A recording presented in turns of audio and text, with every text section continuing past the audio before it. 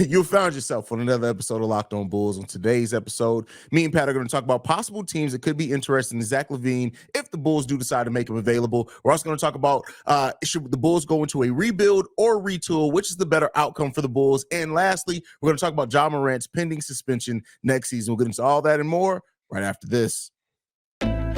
You are Locked On Bulls, your daily podcast on the Chicago Bulls, part of the Locked On Podcast Network, your team every day.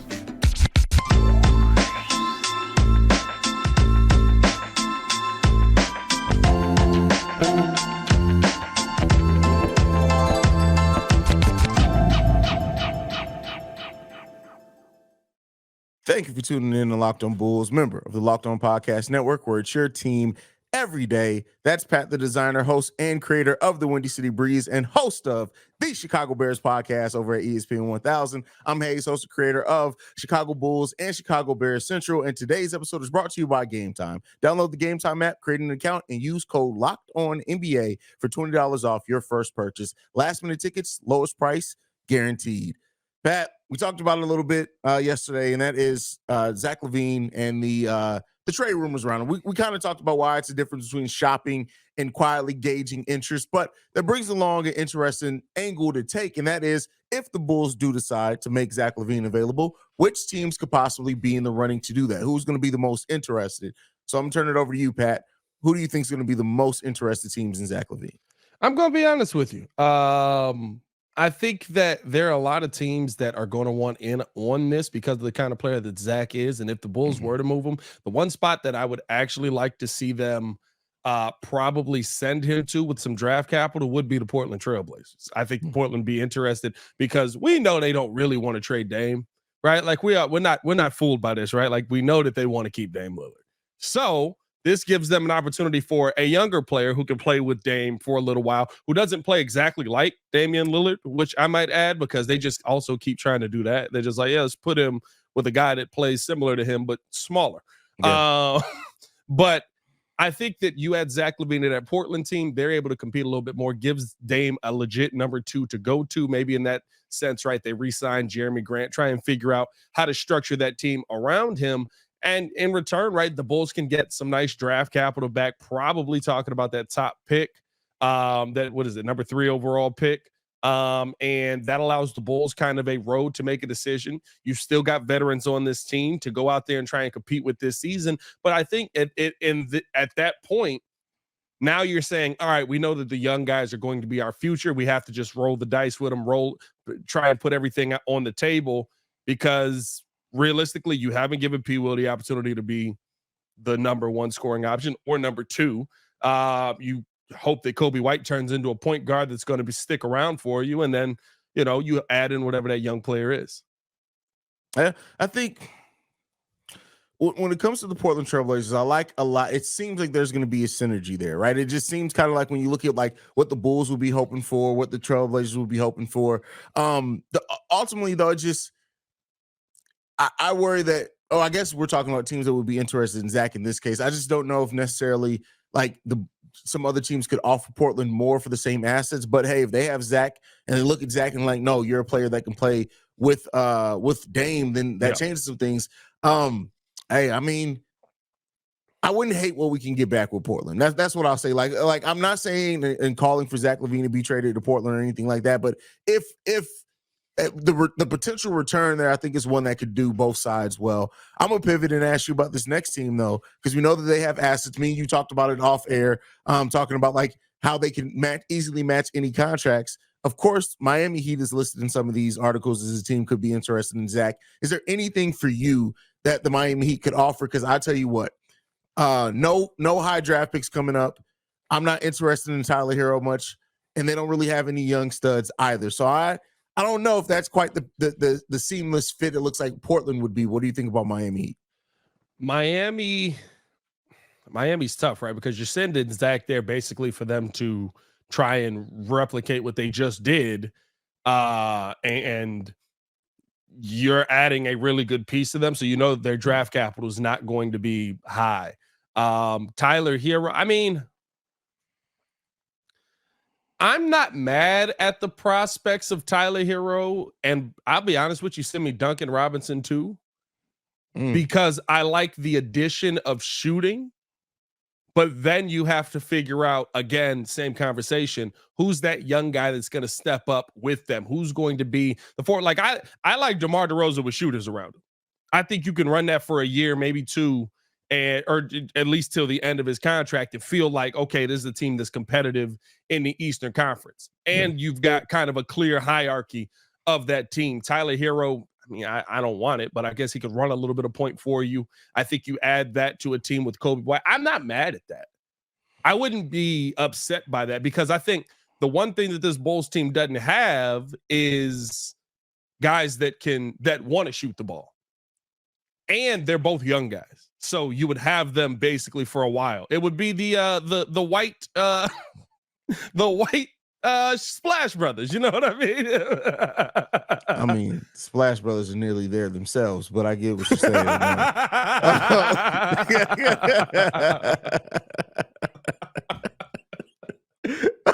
The ways that this show goes left sometimes, bro, it's wild. I didn't put that together. I'm not gonna lie to you. That was good. That was well done. I applaud you.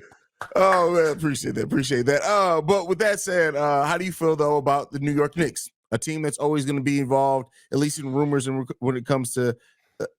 Okay, I'm glad that we're aligned on that. I don't want to do nothing to make the New York Knicks better. I don't want. The thing is, the Knicks could offer me, I don't know, a number one pick overall for the next. I just don't want to help the Knicks get better. I just don't want to help them get better. Here's the thing. What are they sending back though? Like I saw like the weirdest trades in the world for this. Like trades that include like Obi Toppin and like I don't want Obi Toppin either. Like I got my own young guy. Obi isn't there anymore either though. So. Oh, that's true. Where'd they move Obi to? Hold on now. Is he in Washington? Obi still there? Obi's still there.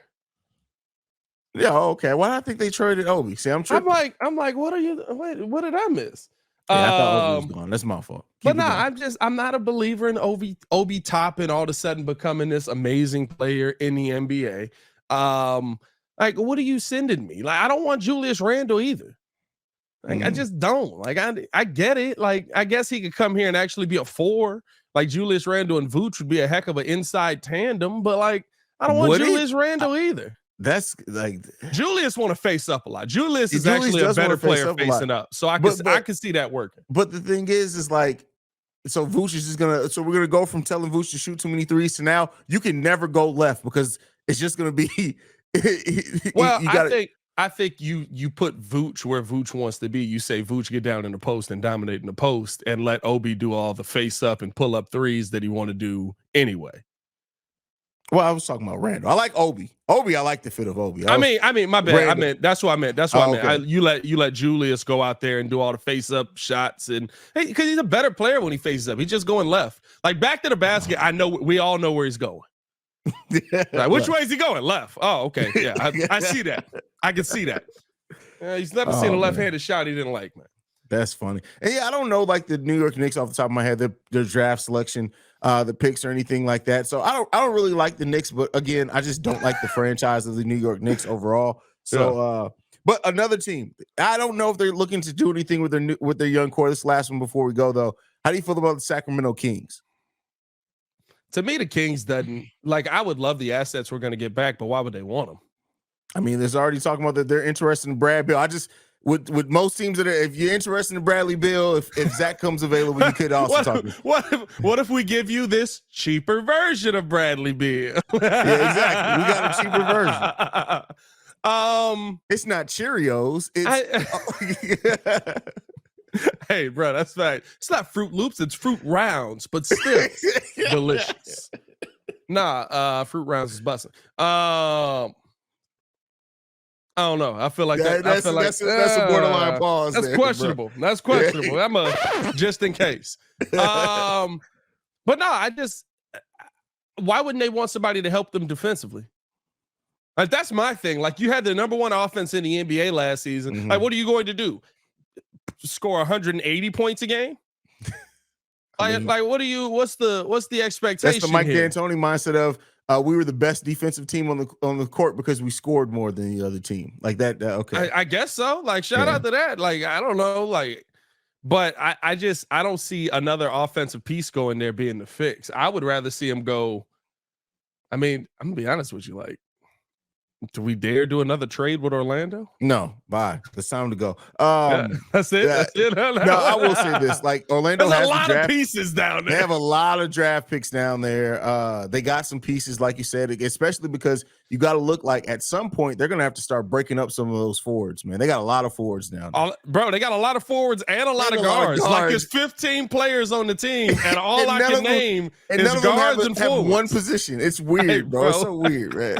They literally be running like 4 centers in a game. It's so weird. Mo Wagner, Franz Wagner, Wendell Carter, and Paolo Banchero on the floor at once. Paolo's playing the 2. So. All right, man. Next up, we're going to talk about should the Bulls continue to retool or should they go full rebuild? Before we do that, I got to talk to you guys about one of our sponsors, and that is Bird Dogs. Bird Dogs make you look good. Bird Dogs stretch khaki shorts are designed to fit slimmer through the thigh and leg, giving you a truly sculpted look. Bird Dog shorts do the exact same things as Lululemon, but fit way better. The fit way better than regular shorts that are made of stiff, restricting cotton. Go to birddogs.com/LockedOnNBA for a free Yeti sound tumbler. Hey, yo. Please don't. That's birddogs.com/LockedOnNBA for a free Yeti style tumbler. You won't want to take your bird dogs off. We promise you. Hey, yo. Oh, man. Well, let's keep it rolling, dog. Let's keep it rolling. With that said, Pat,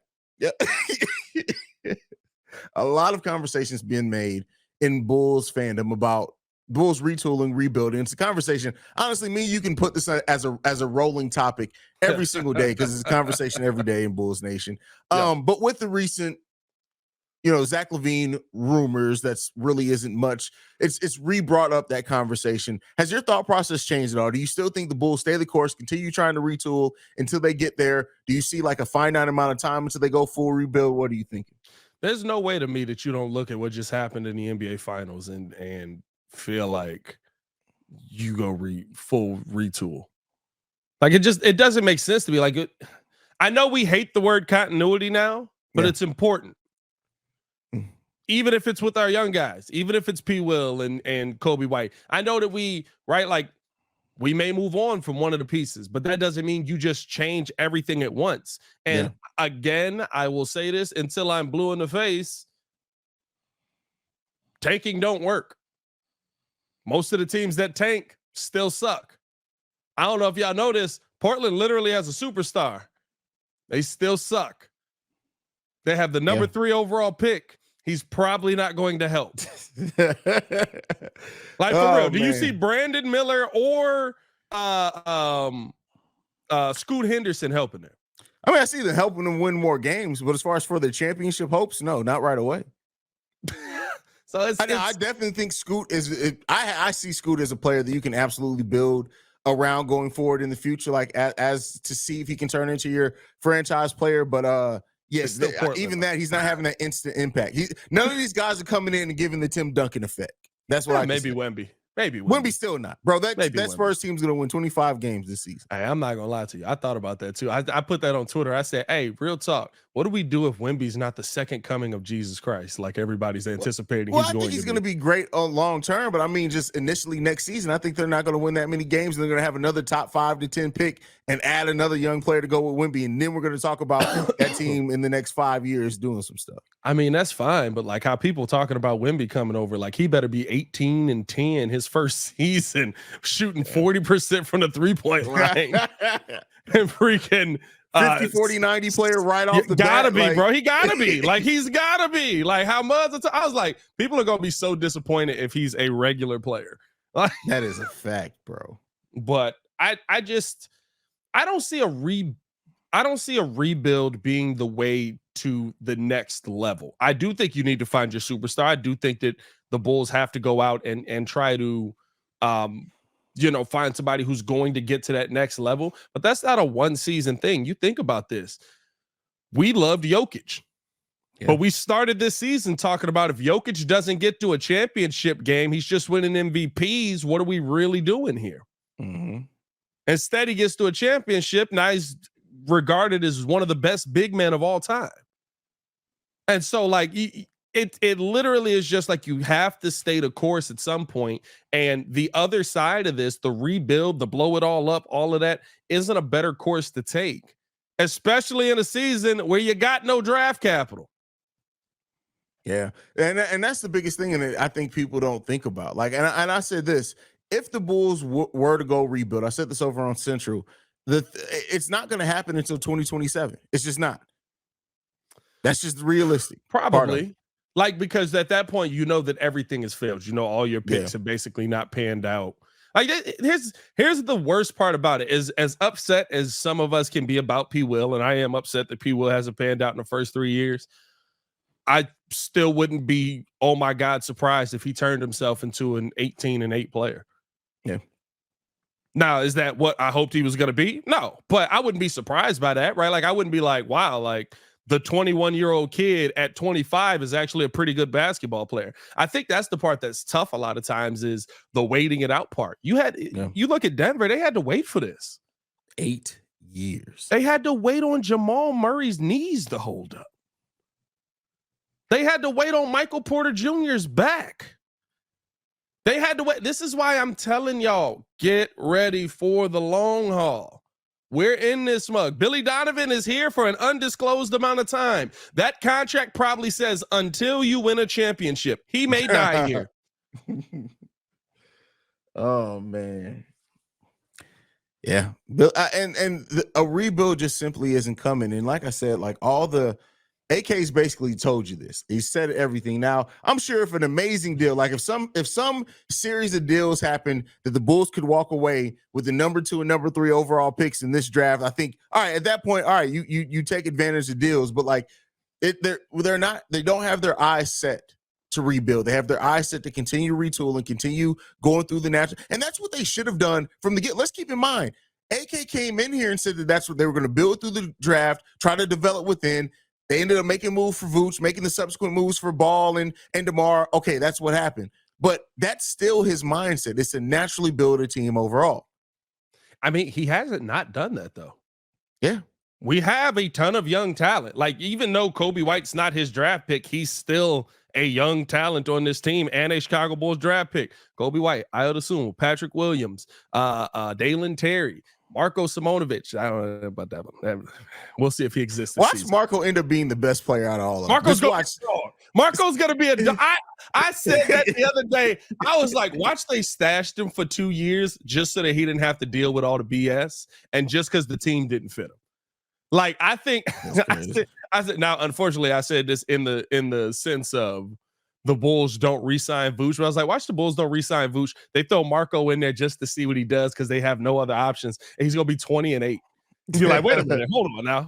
He could play the entire time. That'd be wild, bro. Here's what I want people to understand. And this is why I always say the whole tanking thing, retool to rebuild, this is the thing you got to remember. 8 games is the difference between us feeling good about this season and bad about this season. 8 games. If the Chicago Bulls finish this season 48 and what is that, 32? My math ain't right on that. I feel like your math 48 and 30, 35, whatever. Y'all know. Whatever. Y'all added up to get there. We're talking about a completely different season. Yeah. We're talking about coming out of this season feeling completely different about this Bull. 8 games. How many games did we watch where the Bulls just like it was small mistakes at the end? Like, you're not that far away from feeling completely different about this team. Yeah. And that's why I look at it and say you're a lot closer to what you want to be than what you don't want to be. Like, yeah, did this season suck? 100%. But can I see 8 games that the Bulls could have pulled out? Can I find 4 games where I look at the referees and I'm like, hey, what's going on here? Yeah. You know what I mean? Like 4 games, and we're sitting here, we're like, it was a step back, but you know what? They fought through a lot of this stuff. It's still a winning season. We okay, you know what I mean? We gotta make some adjustments here. it's not that far away, y'all. We're not a 30-win team. We're not a 20-win team. Now, how far are we from a championship? That's a different conversation. But we ain't there yet. I don't know if y'all know this. 1998 was a long time ago. Long time ago. A lot of mighty things have changed since that time. Internet. That's so funny, We're doing a podcast on the internet right bro. now. I go, like, do you ever go back and look at some of those old Jordan games and you're just like, how did we even make out the face? Like, this shit is bad, bro. Hey, Not bro. the enhanced version. Shout out to they be trying to enhance it, but that original, bro, that's terrible. Dog, I said this. I said, I wonder if our eyes have gotten better.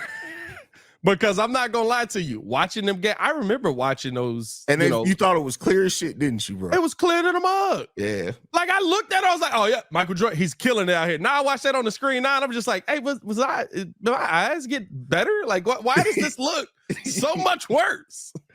Bro, the imagination is a powerful thing, bro. That's crazy, all I can bro. say, man. It's crazy. I do got an ad read, don't I? Yeah, I forgot about that. I'm so used to not having them, bro. Look at me having to do some work here. Hey, we also want to tell you that today's episode is brought to you by Game Time. Buying tickets to your favorite event should not be stressful. And so Game Time's here to make that a lot easier for you. It's the fast and easy way to buy tickets for all sports, music, comedy, and theater near you. With killer deals on last-minute tickets and the best price guaranteed, you can stop stressing over the tickets and start getting hyped for the fun that you'll have. Forget planning months in advance. Game Time has deals on tickets right up to the day of the event. Get exclusive flash deals on tickets for football, basketball, baseball, concerts, comedy, theater, and more. Game Time guarantees, and the Game Time guarantee means you'll always get the best price. If you find your ticket in the same selection or row for less, Game Time will credit you 110% of the difference. Go over to Game Time now, download the Game Time app, create an account, and use the code LOCKEDONNBA for $20 off your first purchase. Terms apply. Again, create an account and redeem code LOCKEDONNBA for $20 off. Download the Game Time app today. Last minute tickets, lowest prices guaranteed. All right. And just a reminder to everydayers that Locked On Bulls is free and available on your podcasting app of choice, as well as YouTube and the Odyssey app. All right, Pat. So one of the things we've been waiting on is to hear the details of the Ja Morant suspension. We got that. Ja Morant suspended for 25 games, bro. Do you think that was enough?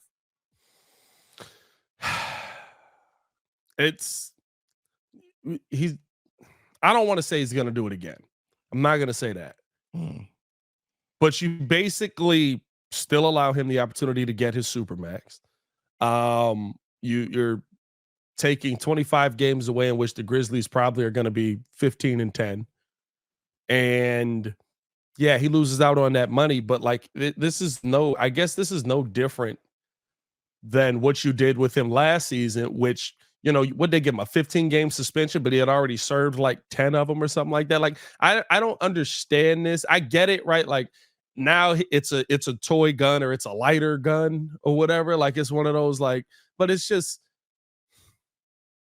I just want to see him learn his lesson. And do I feel like the suspension was long enough? No. But at the same time, I'm not going to sit here and be like, I can't believe that the NBA is doing this. But I will say this, Adam Silver was misleading in the mug. Yeah. Like you could have announced 25 games during the finals. Yeah. People would have talked about it for one day and been moved. All you got to do, like there was 2 days between each final game now. Announce it. Like it's cool. It would have been out the cycle by the time the game came back on. Hey, you could have announced this, bro. Like he made it sound like, all right, so I hate to tell y'all this, but we got to kill Ja Morant. Like that's how he made it sound like it was happening after the finals. Like 25 games, like you could have done that. Like, is that a serious punishment? Yes, for Ja Morant it definitely is, because 25 games unpaid, and that's a lot of money. That's a lot of money. He's losing a lot of money there. Yeah, but at the same time, I don't think it changes anything in the long run of, you know, adjusting. I don't know how to say it. Adjusting his attitude to it. Like maybe it does. Maybe it doesn't. He didn't lose any endorsement deals, which is, I guess, good for him. You know, shout out to that. I guess very weird stances that some of these companies take here. But they pick and choose who they really want to be associated with. That's all that is. Selective outrage. Yeah, you know what I mean? Like, I don't know. I don't care, and I don't care because it seems like the NBA doesn't care. I mean, to me, it's like, I feel like they did give him a slap on the wrist. I feel like they gave him almost the suspension he should have had the first time that it happened. But nonetheless, that we'll let that be what it's going to be. I think that, hopefully this is the biggest thing is you want Ja to wake up, right? Like, I get it. 25 games is 25 games. Ja Morant stays out of trouble the rest of his career and goes and has a long career. We're not even talking about this 2 years from now. We may not be talking about this a year from now if Ja Morant's playing. We won't be talking about the playoffs. Yeah. So, I mean, that's really what it comes down to. You want Ja to get and make the corrections that he needs to make, whether that means cutting people off in his past, whatever that is, doing that, right? And hopefully, hitting him, because this is significant. It's almost a third of his contract basically for the year. That's major, and hopefully it's enough to wake him up. I don't know, man. I saw that and here's the wild part, right? I saw that they said he cut off the one friend that was recording the video. Mm-hmm. And I was like, he tried to get you out the camera. I don't know if that's the dude you want to cut out. Like, he put up the finger guns and you was like, let me pull the lighter. Like, no, what? No. And if you're going to do anything, at least leave it live. So they're he's like, no, it's not a real gun. It's a lighter. Exactly. Click. You know what I mean? Like, come on, bro. Like, I don't know, man. I feel like he's cutting off the wrong people. I will say this. The part that, at least outwardly, it seems to me that I don't like is it feels to me like with everything Ja is dealing with and going through, his family is more worried about him being buddy and good job than, okay, I need to steer. Like T Morant, hey, bro, you got to steer your son in the right direction a little bit here. Yeah. You know what I mean? Yeah. You gotta, and maybe maybe he's doing that behind closed doors. Outwardly, it doesn't seem like that to me. It seems like he's the one hyping up a lot of the behavior a lot of times. Yeah. I mean, hopefully he has the right people in his ear, and hopefully even the people that are around him, if they weren't taking it seriously, then they're taking it seriously now, because hey, you don't want your boy to go down. Like, you shouldn't, at least if you're around for the right reason. So let's just hope he gets some mentorship. I don't know if you heard earlier in the week, there's a thing that Lil Wayne tried to reach out to him, and he was told that Ja didn't want to talk to him or something like that. It was crazy. I don't know if Lil Wayne's the one that you. That's tough. Listen, that's the best rapper alive, but I don't know if I want Lil Wayne mentoring Ja either. He's been through a lot of it. He's been through a lot. I guess he can help him get out of some trouble. I don't know. I'm trying to Lil Wayne ain't even had the best lawyers on his side. Lil Wayne had been to jail twice for a long time. Wayne's lawyers were like, so did you do it? All right, but can you sign this album for me? All right, cool. We all set. When he was signing the contract for the lawyer, they just lifted it. It was the Carter 3 under there. Yeah. He accidentally signed it. Wait a minute. I got you. All right, you going to jail though. No, you going to jail. And no, you're going to be there for a while. I'm not going to lie to you. How you like Rikers? All right, bro. It's time to end the show, man. Let's get up out of here. Follow us on everything real quick. Follow us on everything at Locked On Bulls. You can follow me on everything at Pat the Designer. Appreciate y'all for showing love. We have way too much fun doing this show. I love this show, bro. I'm never leaving. You guys can follow me at CEO Haize, at CEO Haize. You can follow us collectively at Locked On Bulls. We want to thank you guys for making Locked On Bulls your first listen every day. Make sure you guys check back in with us on Mondays. We'll be going over any news, rumors, anything going on with the Bulls on Monday as well. For Pat the Designer, I'm Haize. This has been Locked On Bulls. Peace, y'all. Peace.